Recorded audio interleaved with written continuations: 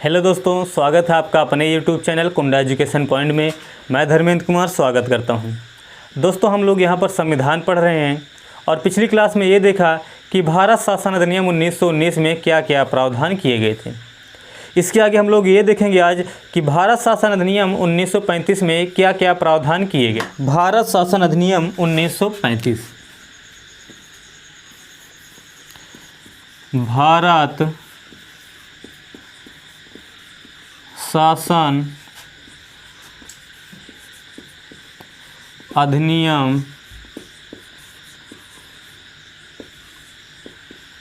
1935। ध्यान दीजिएगा दोस्तों, इसके प्रावधान से तो सवाल बनते ही हैं, साथ ही साथ इसके कॉन्सेप्ट से भी सवाल बनते हैं, तो थोड़ा समझिएगा। भारत शासन अधिनियम अभी तक ब्रिटिश संसद से पारित हुआ जो है सबसे लंबा अधिनियम था। कहने का मतलब ये है कि अभी तक जो हम लोगों ने अधिनियम पढ़ा, चाहे रेगुलेटिंग एक्ट 1773 हो, चाहे एक्ट ऑफ सेटलमेंट 1781 हो, पिट्स इंडिया एक्ट हो 1792 में हो, 1813 में लाया गया, बहुत सारे अधिनियम लाए गए।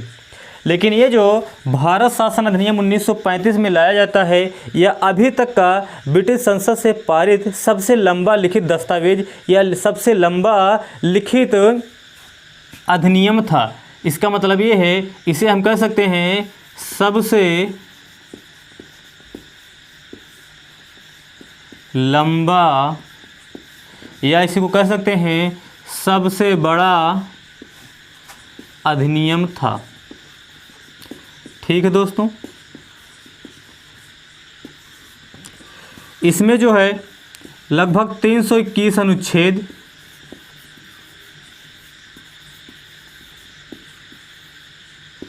321 अनुच्छेद, तब इसे धाराएं कहा गया था,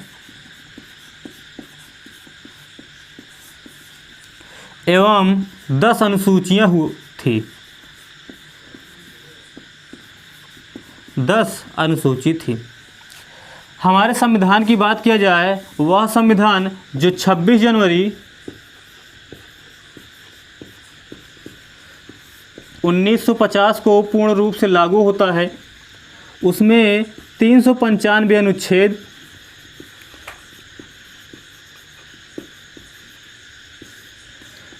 एवं 8 अनुसूची थी। कहने का मतलब ये है कि वह संविधान जो 26 जनवरी 1950 को लागू किया जाता है, उसमें 395 अनुच्छेद एवं 8 अनुसूचियाँ थी। 26 जनवरी की इसलिए बात कर रहे हैं क्योंकि वर्तमान समय में इनकी संख्या बढ़ गई है। ठीक है दोस्तों, ये आगे हम लोग तो डिस्कस करेंगे। यहाँ पर ध्यान से समझिएगा, ये जो भारत शासन अधिनियम 1935 में 321 अनुच्छेद एवं 8 धाराएं हैं, जब भारत का संविधान बनने लगा दिसंबर 1946 से ही, तो कई देशों से स्रोत ले लेकर भारत के संविधान का निर्माण किया गया। लेकिन जो सबसे लंबा स्रोत लिया गया, जो सबसे ज़्यादा अधिनियम लिए गए, वह अधिनियम लिए गए थे भारत शासन अधिनियम 1935 से। और इसमें से लगभग 299 अनुच्छेद भारतीय संविधान में शामिल किए गए थे। तो दोस्तों, अगर ये पूछा जाए भारतीय संविधान का सबसे लंबा स्रोत कौन सा है, तो वह है भारत शासन अधिनियम 1935। और इसमें से लगभग 70 से 75% भाग लिया गया है। ठीक है दोस्तों, भारत शासन अधिनियम 1935 से ही 299 अनुच्छेद चाहे कहा जाए, या कह सकते हो 70 से 75% भाग जो है वह यहीं से लिया गया है। ये हो गया। अब हम लोग देखेंगे कि वास्तव में इसमें प्रावधान किए क्या क्या गए थे। अब इसमें देखेंगे कि इसमें प्रावधान क्या क्या किए गए थे। तो चलिए देखते हैं, इसको थोड़ा मिटा देते हैं। तो दोस्तों देखेंगे कि भारत शासन अधिनियम 1935 में क्या क्या प्रावधान किए गए थे। ध्यान से समझिएगा। 1919 में हम लोगों ने ये देखा था कि प्रांतों में द्वैध शासन लागू किया जाता है। प्रांतों में द्वैध शासन लागू किया जाता है। ठीक है दोस्तों, 1919 के अधिनियम में हम लोगों ने ये देखा था कि राज्यों में या प्रांतों में द्वैध शासन लागू किया जाता है। दोस्तों अब यहाँ पर ये मत पूछिएगा कि ये द्वैध शासन क्या है, क्योंकि पिछली क्लास में हम लोगों ने इस पर काफ़ी लंबा डिस्कस किया है। ये जो 1919 में प्रांतों में द्वैध शासन लागू किया जाता है, 1935 के माध्यम से 1935 में इस द्वैध शासन को समाप्त कर दिया जाता है। क्या किया जाता है? 1935 में इस द्वैध शासन को समाप्त कर दिया जाता है। इसको बिल्कुल रिलेट करके पढ़ेंगे, तुलना करके एक दूसरे से पढ़ेंगे, तब याद करने में थोड़ा आसानी होगा। ठीक है दोस्तों, 1919 में जो प्रांतों में द्वैध शासन लागू किया जाता है, 1935 में इसे समाप्त कर दिया जाता है। और एक स्वतंत्र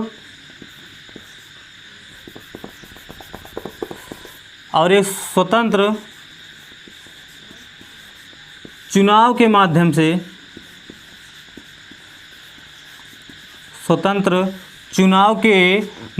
से सरकार के गठन का प्रावधान किया जाता है।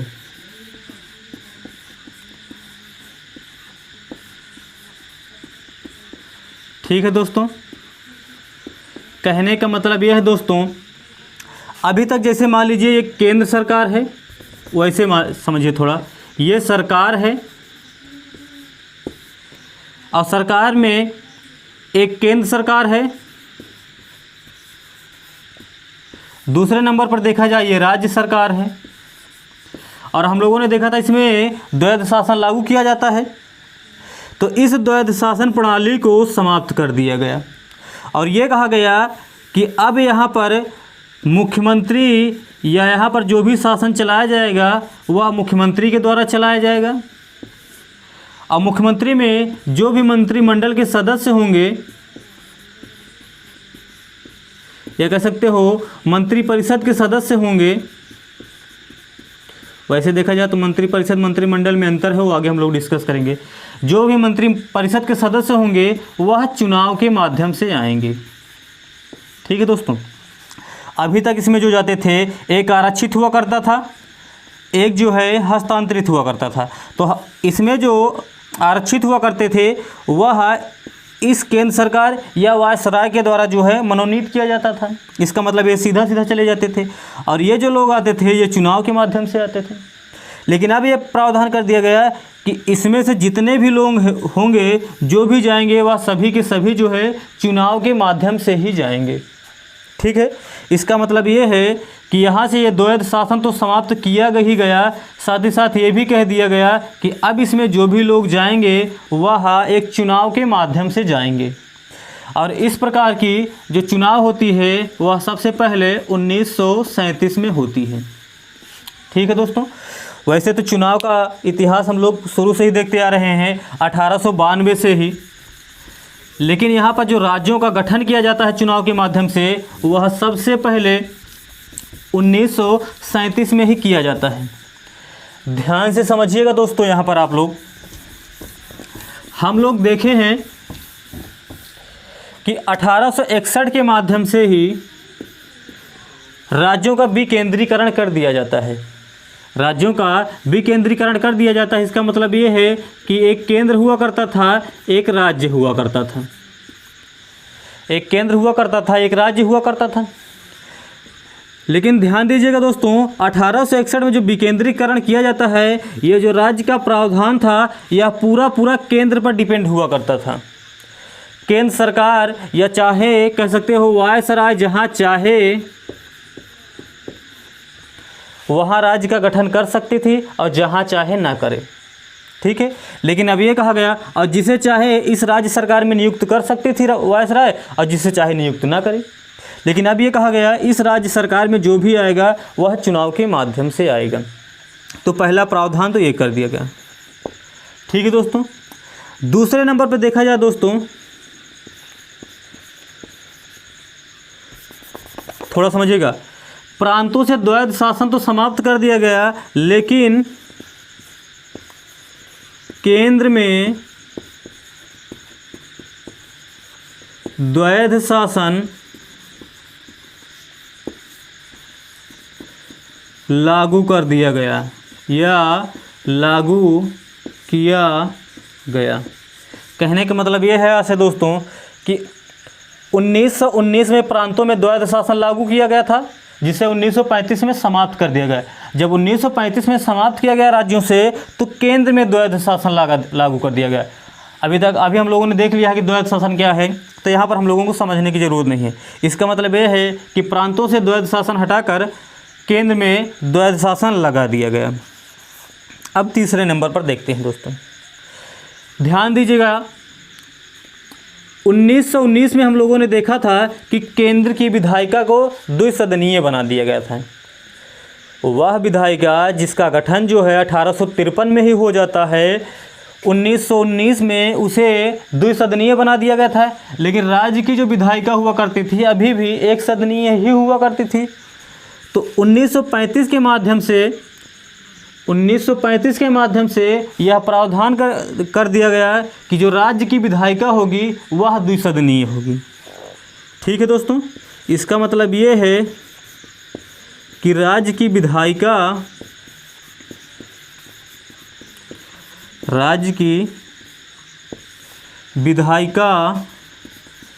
को भी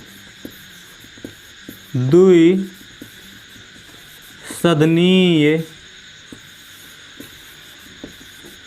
बना दिया गया। समझिएगा दोस्तों, इसका मतलब ये है कि केंद्र की विधायिका जो थी वो तो 1919 में ही द्विसदनीय हो गई थी, लेकिन 1935 से राज्य की भी विधायिका द्विसदनीय हो गई। इसका मतलब ये है कि अब केंद्र की भी विधायिका द्विसदनीय और राज्य की भी विधायिका द्विसदनीय।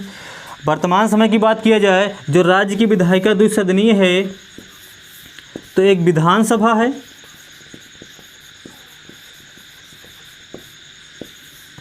एक विधान परिषद है। ठीक है दोस्तों, ये तो वर्तमान समय की बात ये हो गया। अब आगे हम लोग देखते हैं,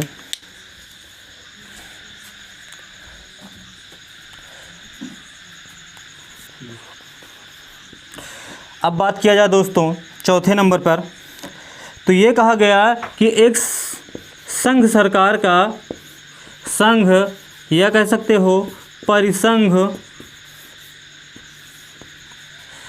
सरकार का प्रावधान किया गया। सरकार से अच्छा अगर संविधान कहेंगे तो ज़्यादा अच्छा रहेगा। संविधान का प्रावधान किया गया, इसी को कहा जाता है अखिल संघ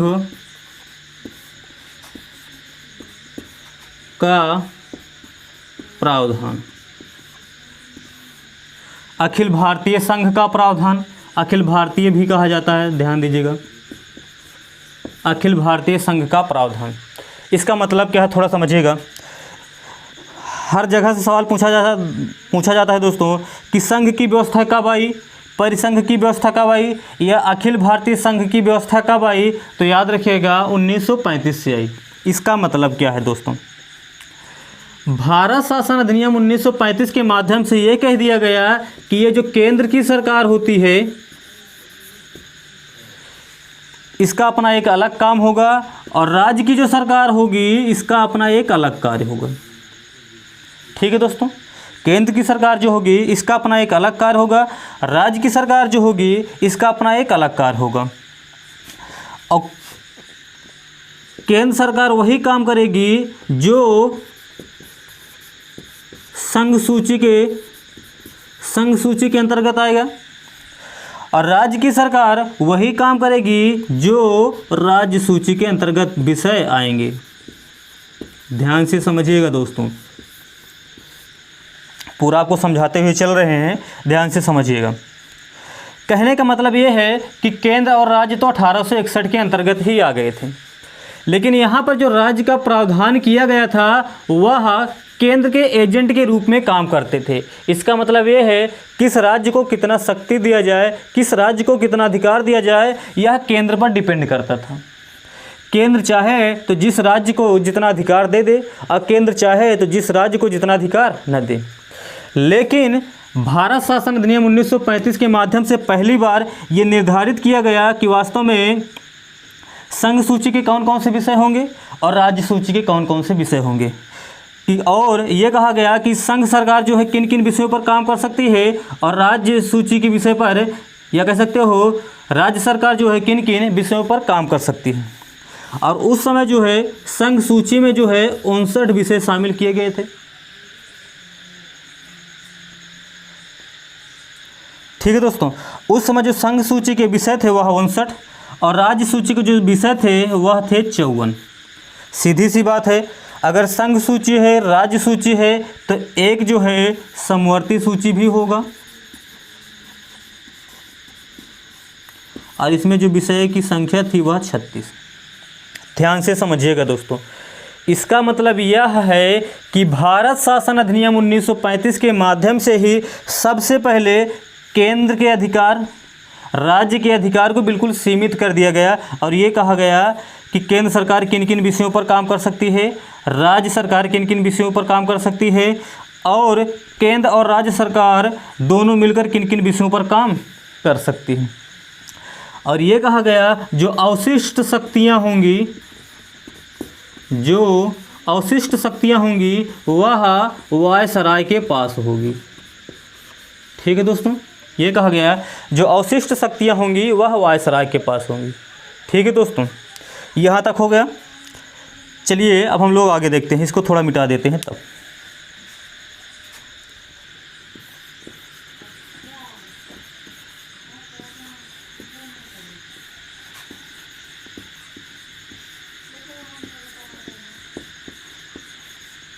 देखते हैं दोस्तों, वही पॉइंट से शुरू करते हैं जो हम लोगों ने अभी देखा। ये कहा गया जो सरकार होगी वह केंद्र की अपनी अलग होगी, राज्य की अलग होगी और केंद्र सरकार को जो भी अधिकार दिया जाएगा वह इस अधिनियम के द्वारा दिया जाएगा। इसके विषय बिल्कुल निर्धारित होंगे और राज्य के अपने अलग अधिकार होंगे, वह भी वही विषय पर कानून बनाएगा जो हो इसमें वर्णित होंगे।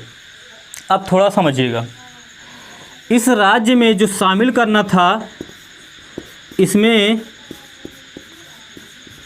ब्रिटिश प्रांत को भी शामिल करना था, देशी रियासत को भी शामिल करना था,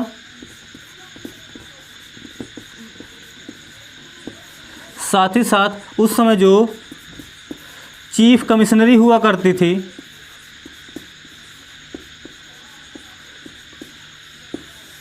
उन्हें भी शामिल होना था।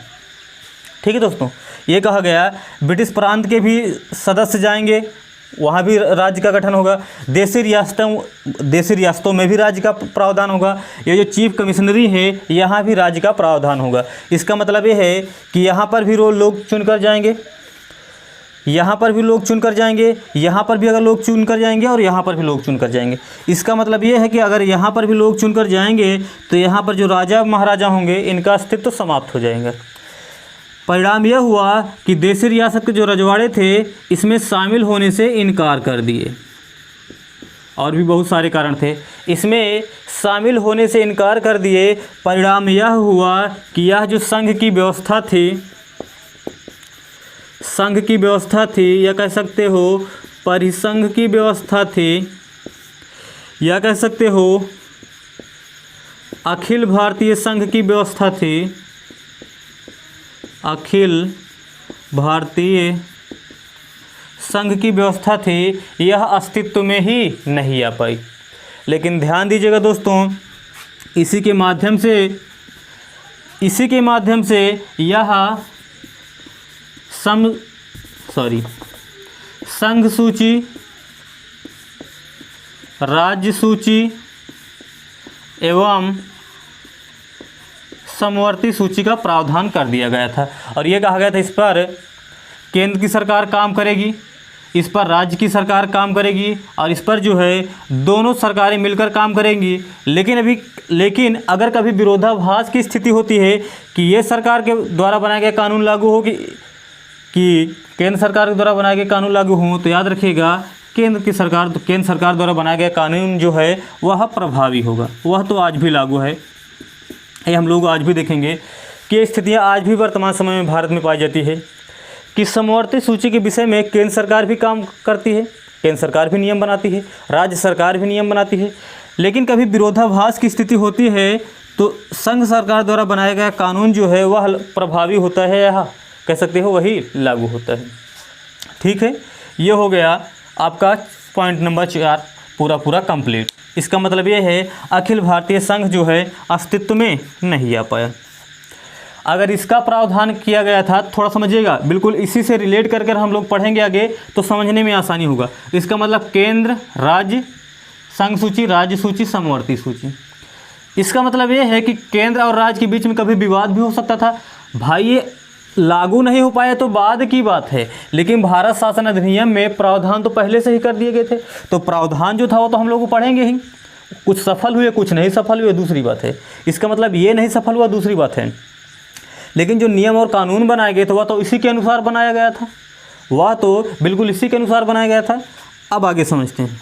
इसका मतलब ये अगर केंद्र भी होता, राज्य भी होता, तो केंद्र और राज्य के बीच विवाद भी हो सकता था, केंद्र और राज्य के बीच विवाद भी हो सकता था। और अगर राज्य की विवाद होना है, इसका मतलब ये है कि एक न्यायपालिका होनी चाहिए। तो इसी के माध्यम से ये प्रावधान किया गया कि एक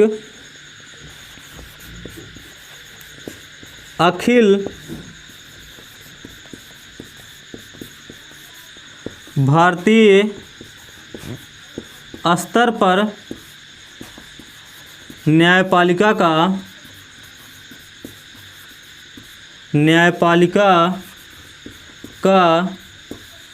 गठन किया जाएगा।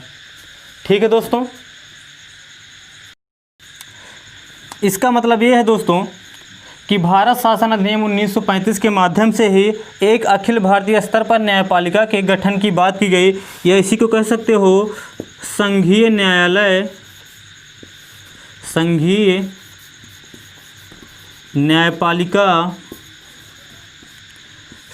न्यायपालिका के गठन का प्रावधान किया गया। और वास्तव में 1937 में इस संघीय न्यायालय का निर्माण भी किया गया, जो कि वर्तमान समय में भी दिल्ली में है। कहने का मतलब ये है कि वर्तमान समय में जो सर्वोच्च न्यायालय है उसका निर्माण जो किया गया था वह भारत शासन अधिनियम 1935 के माध्यम से किया गया था, लेकिन तब उसे कहा गया था फेडरल न्यायालय। ठीक है, कुछ भी पूछा जा सकता है दोस्तों कि अखिल भारतीय स्तर पर न्यायालय की स्थापना कब की गई थी, तो 1937 में। किस अधिनियम के माध्यम से? 1935 के अधिनियम के माध्यम से। संघीय न्यायालय के गठन का प्रावधान कब किया गया था, तो 1935 के अधिनियम के माध्यम से प्रावधान किया गया था, 1937 में किया गया था। या ये कहा जा सकता है फेडरल न्यायालय के गठन का प्रावधान, तो ये भी वही है कि 1935 के माध्यम से प्रावधान किया गया था और 1937 में दिल्ली में बनकर तैयार हो गया, ये था। और यहाँ पर ध्यान दीजिएगा दोस्तों, इसमें ये जो न्यायालय बना, इसमें कुल 7 न्यायाधीश एवं 1 मुख्य न्यायाधीश हुआ करते थे। और इसके जो पहले मुख्य न्यायाधीश थे वह थे मॉरिस मुइयर। यह कहीं कहीं मुइयर की जगह मिल जाता है ग्वाइयर। ठीक है दोस्तों, वही है। ये था भारत शासन अधिनियम 1935। अभी और भी प्रावधान है, इसको थोड़ा मिटा देते हैं तब देखते हैं। अब ध्यान दीजिएगा दोस्तों, इसी अधिनियम के माध्यम से 10% जनसंख्या को वोट डालने का अधिकार दिया गया। 1919 में हम लोगों ने देखा था कि सीमित रूप में महिलाओं को वोट डालने का अधिकार दिया गया था। अब धीरे धीरे इसका विस्तार किया गया और लगभग 10% लोगों को वोट डालने का अधिकार दिया गया। ठीक है दोस्तों, एक पॉइंट थोड़ा समझिएगा आप लोग यहाँ पर। 1919 के अधिनियम के माध्यम से लोक सेवा आयोग का प्रावधान किया गया था। लोक सेवा आयोग, 1919 के अधिनियम के माध्यम से लोक सेवा आयोग का प्रावधान किया गया था और ये लोक सेवा आयोग जो है 1926 से कार्य करना शुरू कर दिया था। 1926 से कार्य करना शुरू कर दिया गया, लेकिन 1935 के माध्यम से इस लोक सेवा आयोग को दो भागों में विभाजित कर दिया गया। एक संघ लोक सेवा आयोग, संघ लोक सेवा आयोग, दूसरे नंबर पर राज्य लोक सेवा आयोग। तो दोस्तों, अगर ये पूछा जाए लोक सेवा आयोग का प्रावधान किस अधिनियम के माध्यम से किया गया था, तब 1919। अगर ये पूछा जाए संघ लोक सेवा आयोग या राज्य लोक सेवा आयोग, संघ या राज्य का नाम दे दे तब कहे कि संघ लोक सेवा आयोग या राज्य लोक सेवा आयोग का प्रावधान किस अधिनियम के माध्यम से किया गया था, तब होगा 1935। ठीक है दोस्तों, अगर सिर्फ लोक सेवा आयोग तो 1919, संघ लोक सेवा आयोग या राज्य लोक सेवा आयोग तब 1935। ये हो गया। इसी अधिनियम के माध्यम से दोस्तों आरबीआई के गठन का प्रावधान किया गया। आरबीआई के गठन का प्रावधान किया गया, जिसे कहा जाता है वर्तमान समय में रिजर्व बैंक ऑफ इंडिया। अगर ये पूछा जाए रिजर्व बैंक ऑफ इंडिया के गठन का प्रावधान किस अधिनियम के माध्यम से किया गया था, 1935। और इसका गठन जो हो गया था वह था 1 अप्रैल 1935। लेकिन 1 अप्रैल 1935 को जब इसका गठन किया जाता है तो यह वास्तव में एक निजी संस्था हुआ करती थी और इसी को 1 जनवरी 1949 को राष्ट्रीयकरण कर दिया गया। तब से यह भारत सरकार की एक संस्था बन गई। ठीक है दोस्तों, इसका मतलब ये है कि आरबीआई का भी गठन जो किया गया है वह भारत शासन अधिनियम 1935 के माध्यम से ही किया गया है। ठीक है दोस्तों,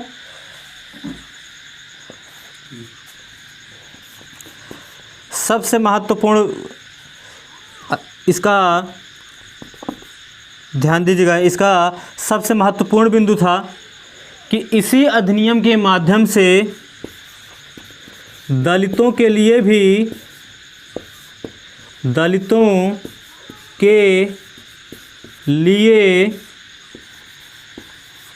पृथक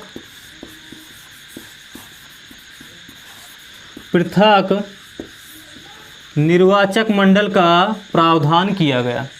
ठीक है दोस्तों, इसके पहले भी हम लोगों ने देखा था, इसकी शुरुआत जो हो जाती है सांप्रदायिकता की शुरुआत 1919 से हो जाती है, 1909 से हो जाती है। फिर 1919 में और विस्तार किया गया और 1935 में और विस्तार कर दिया गया। और इसी अधिनियम के माध्यम से, भारत शासन अधिनियम 1935 के माध्यम से ही बर्मा को, या भारत में कह सकते हो वर्तमान में म्यांमार को भारत से अलग कर दिया जाता है और साथ ही साथ सिंध एवं उड़ीसा नामक 2 नए प्रांत बनाए जाते हैं। 2 नए प्रांत बनाए जाते हैं। ठीक है दोस्तों,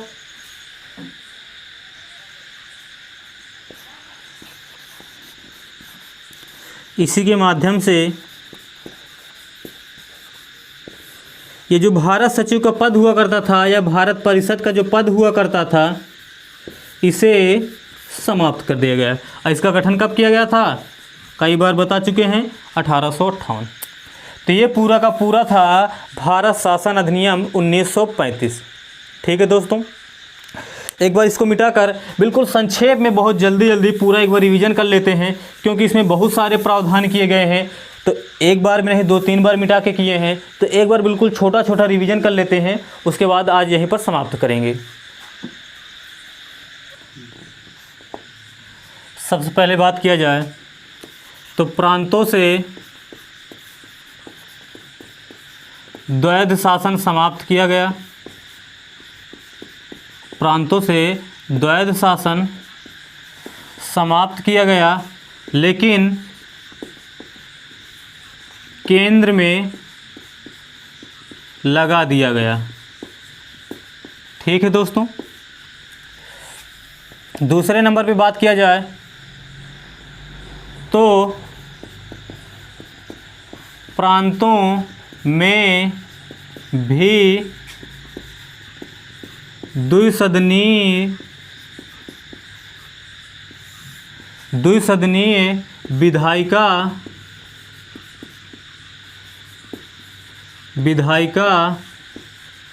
का प्रावधान किया गया। तीसरे नंबर पे बात किया जाए तो एक अखिल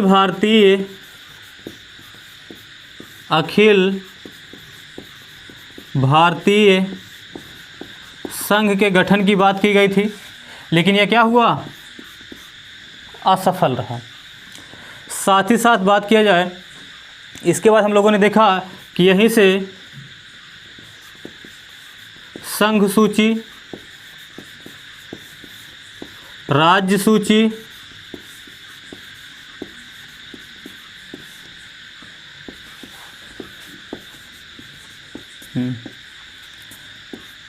यहीं से संघ सूची, राज्य सूची एवं समवर्ती सूची का प्रावधान भी किया गया था।